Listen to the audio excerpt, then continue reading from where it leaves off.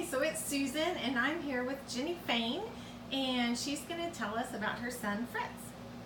Yeah, so whenever I started on my journey with Susan, I had been talking to her a lot about the food sensitivity testing. And my son Fritz had a really bad allergy cough, and that was probably the thing that I just couldn't take care of. We started off by giving him different meds, and that wasn't enough. At night, it's like as soon as his head would hit the pillow, he'd just cough and cough and cough. We ended up having to increase to different types of meds, and then after a year of it, we went back to the doctor and he wanted to put him on more meds. And I didn't feel good about it, and I just didn't really like that thought of it. And that was probably like the initial reason.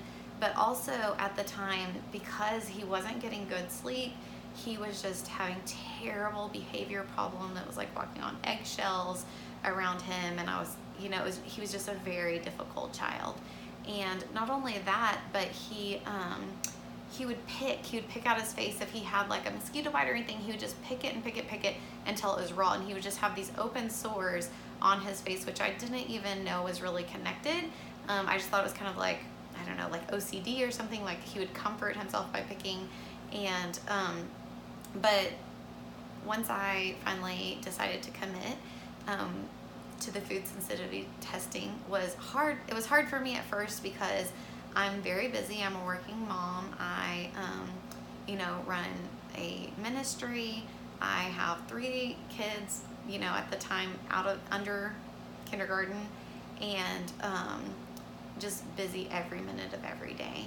And since I wasn't like a stay-at-home mom that just cooked at home all the time, I just thought it was going to be really, really hard. And but I decided that that I would give it a shot. I would do anything for my son to try and help him. And so we did the testing, and he came back with just a ton of sensitivities. And I was able to use different like online markets to order foods with just the ingredients that he could have. And the first 2 weeks,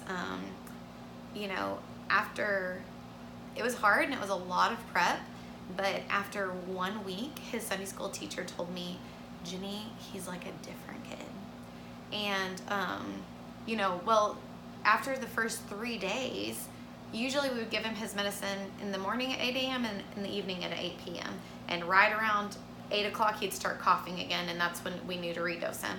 And about 3 days in, I heard him coughing at like 6 in the morning. And I remember thinking, he's coughing 2 hours too early. And I was a little concerned, but then I realized that he hadn't coughed the night before, and so I never gave him his dose the night before. And so instead of him being 2 hours early, he was actually 10 hours late.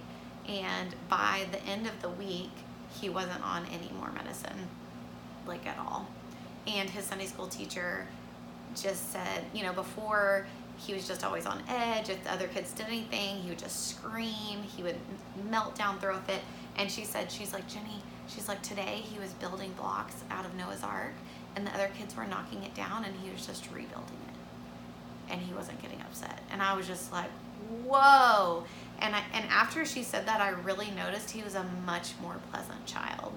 And I mean, his personality has completely changed. He is delightful.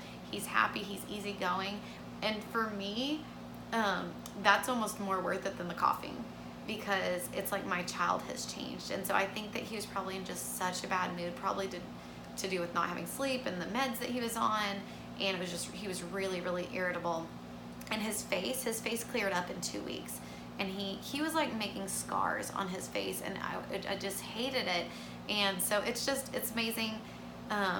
It's amazing the change, the behavioral change, the coughing being gone, the skin clearing up, him being easier to get along with other people and with us, and all those things. I did have some really, really hard moments. I'm going to be honest.